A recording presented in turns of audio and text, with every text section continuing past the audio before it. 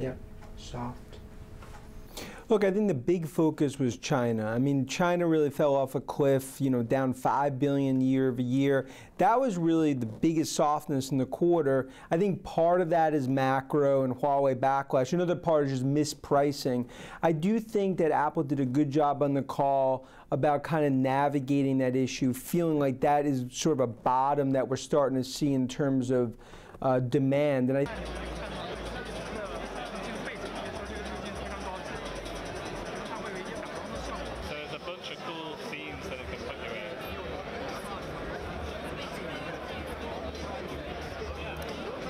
I think it shows that a good part of the business is showing health in terms of non-iPhone sales, wearables, services, which is really the key for Cook and Cupertino. But iPhone, it's going through some significant growing pains. I think specifically in China is where you're seeing the softness. And Apple needs to get over this hump, not just on new iPhone models that are going to come out over the coming year, but I think it just shows you're seeing just this softness across the board with China, the key on the smartphone side. Turn your head, it tracks your head, try to blink.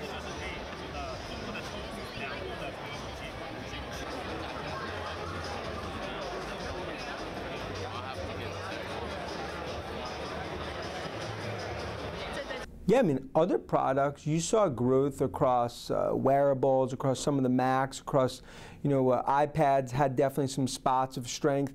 But at the end of the day, it's an iPhone story. And that's why right now, services continues to be the silver lining. And I think that's key to the valuation going forward. But no doubt, iPhone was soft, but specifically in China, which I think is a relief to investors that was fearing it was going to be broader.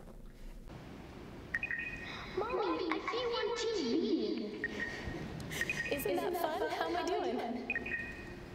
I think this was anomalous. I think China kind of came out of left field from them, and I think from the perspective of many of investors, I think they have reset the bar a lot lower here. And I think going forward, I view this as more of an anomaly rather than the start of a trend.